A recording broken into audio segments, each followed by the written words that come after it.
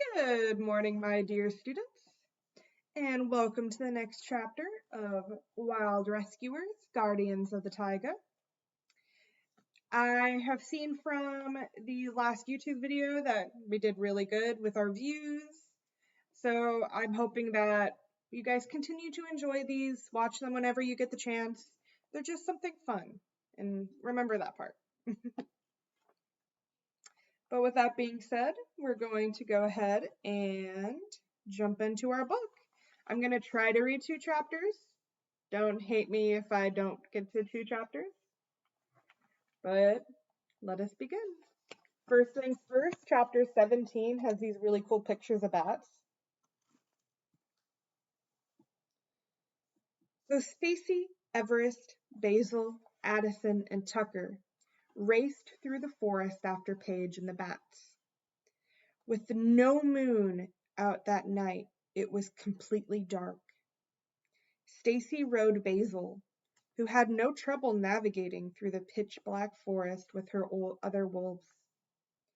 Wink was not pleased when Stacy told him he would have to stay in the cave with his buddy Noah, who had still been snoring soundly when the others set off.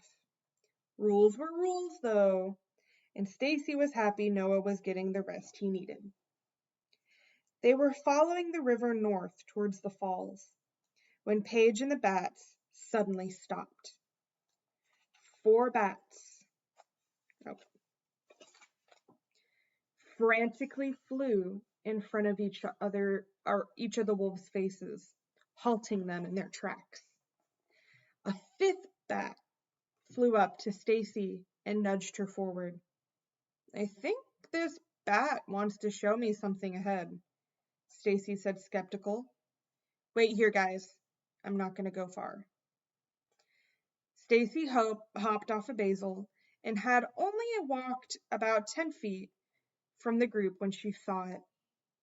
A steel trap on the forest floor with a few pine branches on either side to camouflage it. The villagers really need that bounty that badly? Rage bubbled up inside of her. Setting a trap was crueler than hunting them with guns, which was awful, but at least it was quick. This way, the injured wolf would meet a much more painful end. It would either bleed to death from its injuries, die from dehydration without water, or its wound would get infected and sickness would ravage the wolf's body over the course of several agonizing days. The wolf would suffer. That is, if it was even a wolf that set off the trap. Any helpless animal in the taiga could have set this trap off. Stacy reached into her satchel and pulled out an apple. That rhymed. "Stand back," she said to the bat. "Or fly back." The bat flew back a couple of feet. Stacy looked around to make sure her wolves and Paige were still safe distance away, and then she gently lobed the apple into the center of the trap. Crack! The trap snapped shut, and Stacy shuddered, imagining what would have happened if an animal had been there instead of an apple. Stacy climbed back onto Basil's back, and everyone set off again. Even though Stacy knew the chances of a hunter being in the forest in the middle of the night were slim, she was eager to reach the safety of the forest of perpetual darkness. The pack raced through the northernmost tip of the taiga towards the swamplands, not counting a few water breaks. Stacy estimated about 3 hours had passed. She realized they entered the swampland, but didn't have that usual rotting egg smell. Even though that smell was gross, it did signal that the land was fertile and growing. Its absence wasn't a good sign. She strained her eyes to see the ground as it passed by so quickly beneath Basil's powerful paws. It was dry and devoid of slimy puddles that were usually everywhere. I hope we get a good rainstorm soon, Stacy thought. The forest needs it. Paige and the bats veered to the left, where the swampland gave away, and the trees covered the foothills that made up the base of a very steep, snow-capped mountain range. Behind them, the sun was rising over the swamp from the east. In front of them, where dense trees swallowed every bit of light, the forest of perpetual darkness. Suddenly, Stacy saw a shadow to her left. It was Everest, with a burst of energy, speeding up to overtake Basil and Paige. Basil, Addison, and Tucker began to slow down, as if they had been signaled to do so. Stacy watched as Everest passed Paige, and then quickly spun around, blocking the dog's path, while nipping at the air, stopping the bats in their place. Paige tried to find a way around Everest, but the giant wolf blocked her with ease. Unable to keep going, Paige circled back to Stacy and started whimpering. "Why did we stop?" Stacy asked, jumping off of Basil's back. She had been expecting this ever since Addison had marked the X on the map over the area of the forest. Stacy had wondered what it was particular about this particular section of the world that seemed to frighten the wolves. "Listen," she said, "there's an animal in there, and it needs our help." Stacy watched as Basil began to pace anxiously, back and forth and back and forth. Addison's amber eyes were wide and intensely staring at Everest, who was looking at Paige as if he was trying to relay a message to the dog without Stacy seeing. Tucker was gently nudging Stacy away from the forest edge. "Is there really some unknown danger here I don't know about? Or are they just uneasy about heading into territory we've never explored before?" "Look, guys," Stacy started, "I really don't think there's anything in there that we can't handle as a team. We've come this far. We can't give up now. Everest, why don't you lead the way with Paige? And if you sense any danger at all, if a flower so much as creeps you out, we'll follow your lead and get out of there." This seemed to satisfy Everest, who nodded to Addison, Basil, and Tucker, and then allowed Paige to lead the way into the dark forest, staying close on her heels. Stacy shivered at the dark task that lay before them. It had been her idea to come on this rescue, but now that they were there, in the forest, that seemed incredibly daunting. If she didn't know an animal was in serious trouble, she'd turn right around and run in the opposite direction. As if they could read her mind, the 5 bats that were with them flew off into the dawn. Stacy and her pack were on their own now.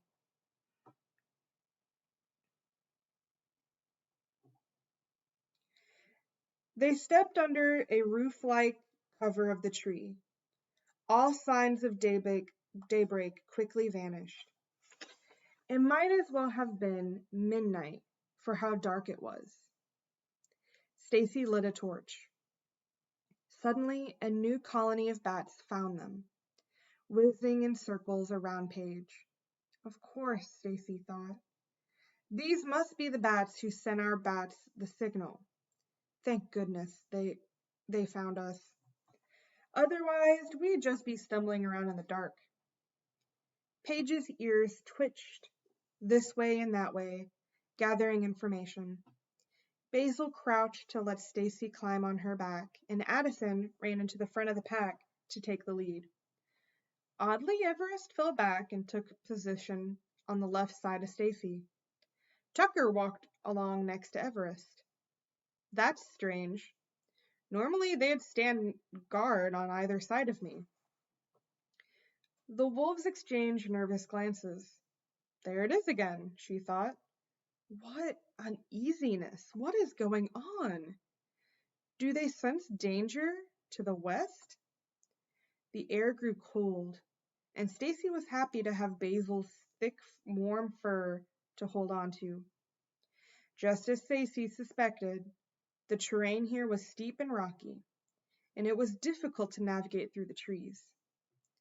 The bats led the way, with Addison jumping over the tree roots and scaling rocks. They climbed up, up, up into the forest.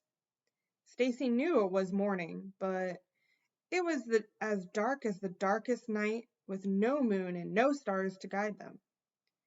Her torch only illuminated a couple of feet in front of them before the light was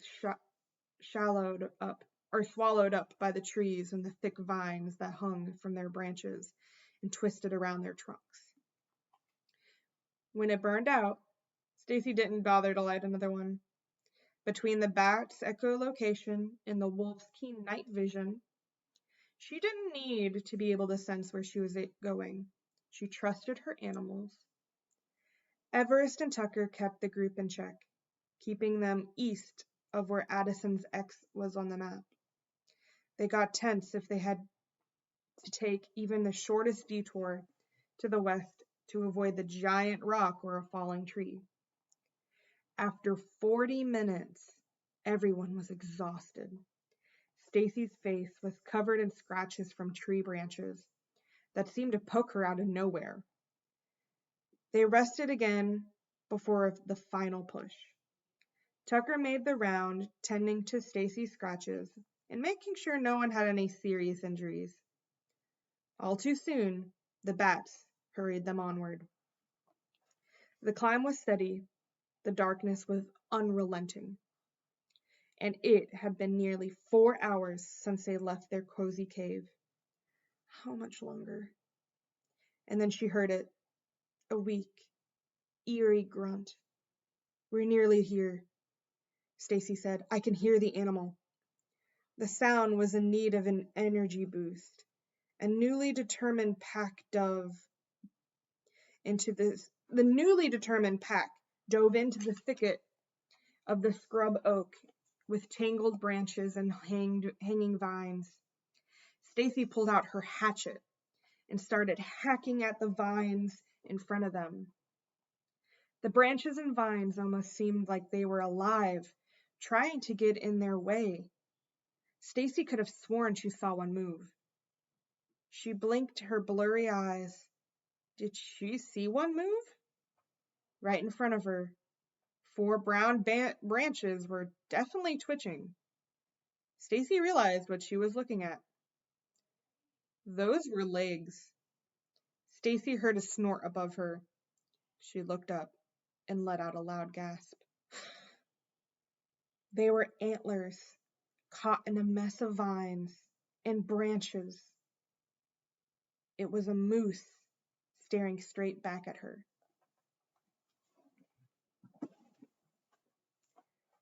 So Stacy has found a moose trapped its antlers. Here's a picture of said moose for chapter 18. I'm going to stop after chapter 18 and then do chapter 19 and 20 and finish the book tomorrow. Stacy looked up at the frightened moose.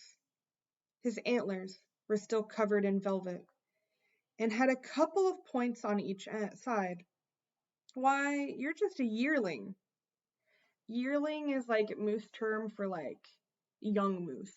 Not like a baby moose, but like a pretty young moose.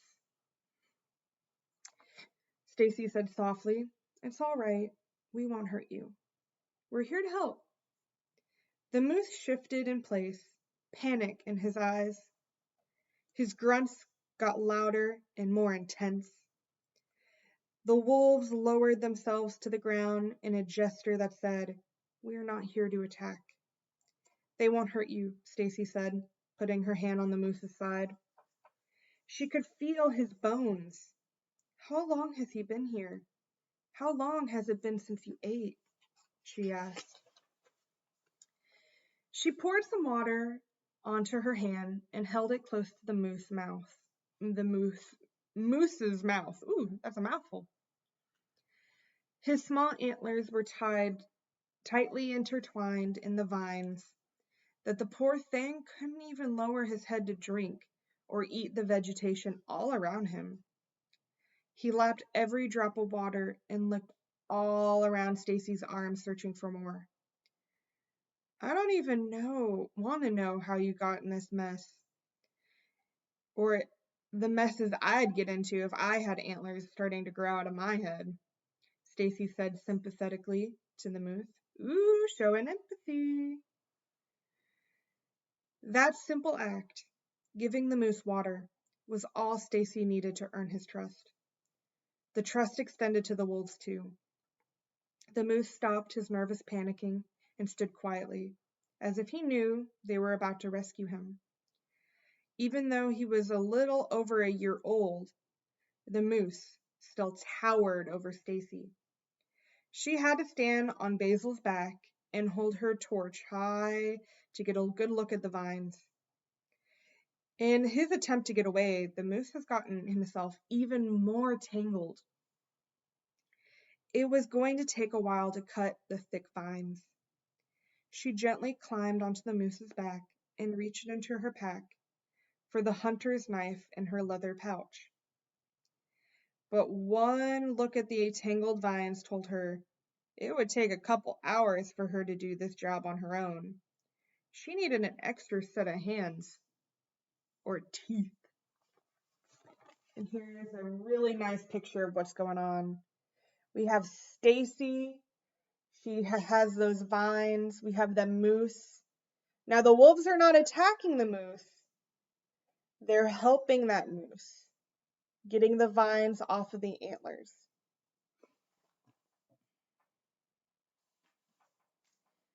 I'm going to work on the vines closest to the antlers, Stacy told the others. Addison and Tucker, can you chew through the others? Maybe we can twist some.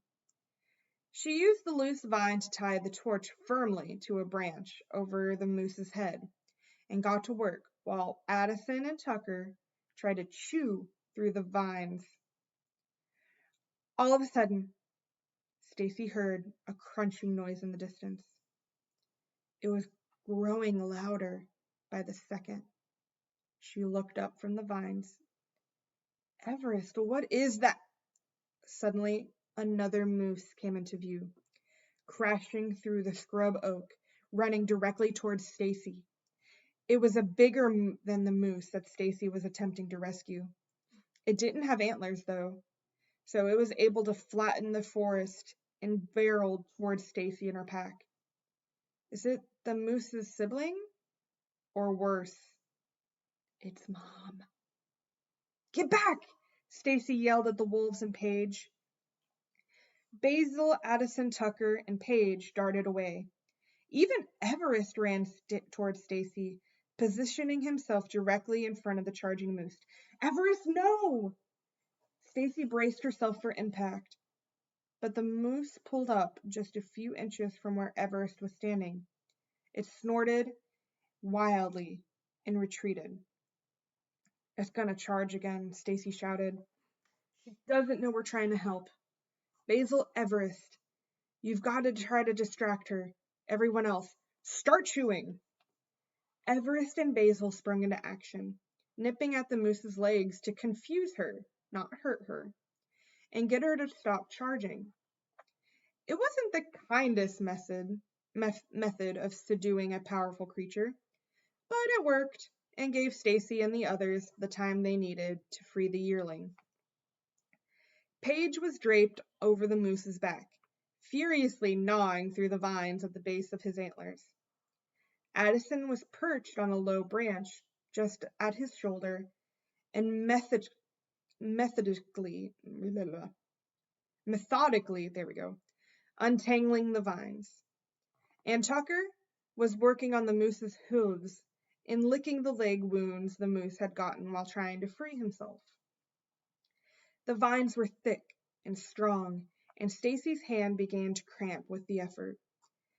After several minutes, they managed to cut through the thicket vines and Stacy began to unravel and untwist. At last, he had just one or two small vines wrapped around the base of his left antler. I'm gonna leave those, Stacy told him. I don't want to cut you, and you don't want to have to shed your antlers for the winter anyway. Or you're going to shed your antlers for the winter anyway. The vines that were left aren't going to hurt you. The moose cocked his head at her, not understanding. You're free now, Stacy told him, rubbing her cramped fingers. The moose blinked in surprise and shook its head, suddenly understanding it could move. It immediately lowered its head and started eating the vegetation around. Stacy swung her legs around as she slid down the moose's neck and hopped off.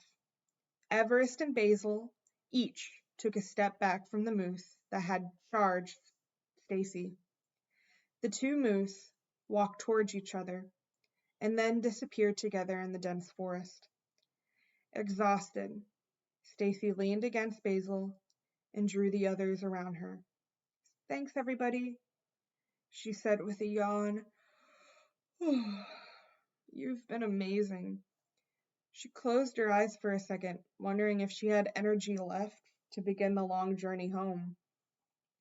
She was so tired she felt dizzy and was beginning to dream while she was still awake. I know this forest isn't the nicest place, she said, but I think we need a rest here for a couple hours before we go home. The others were just as tired as she was. Even so, Stacy noticed Everest and Tucker stayed awake to form some kind of barrier behind her when she was curled up next to Basil. The last thing she remembered before drifting to sleep was Addison looking west with a fierce expression, as if she expected something to come from that direction. The forest was so dark when Stacy woke up. She had no idea how long they had slept or whether it was day or night. She was the last to wake.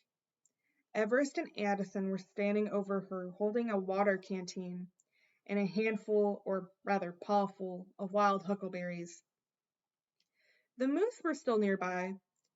Stacy could tell that they were munching on the tall grass. Everest nudged Stacy to her feet.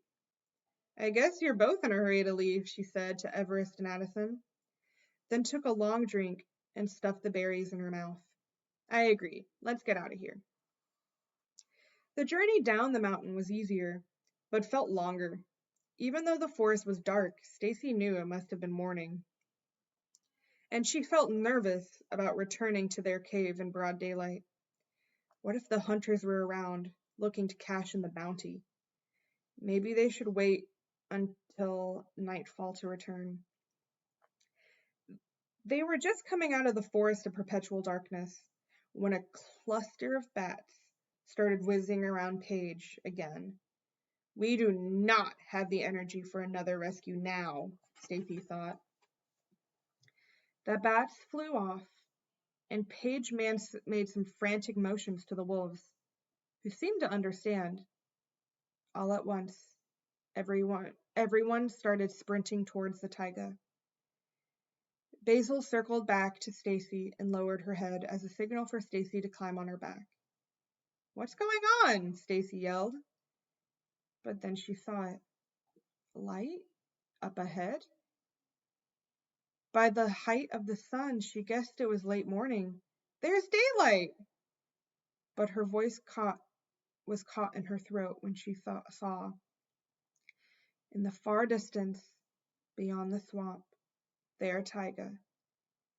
It was too far away to make out the details of their ridge and the cave below it, but not so far away that Stacy couldn't see the thick smoke that hovered over the tree trunks.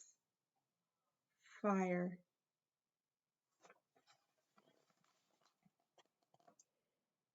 So they had just rescued the moose, coming back to their home, and all of a sudden they see a big fire. Well, that's going to be it for today. That's leaving off on a really big cliffhanger. But the next upload is going to be the final 2 chapters of the book. Thanks for watching, everybody. Bye.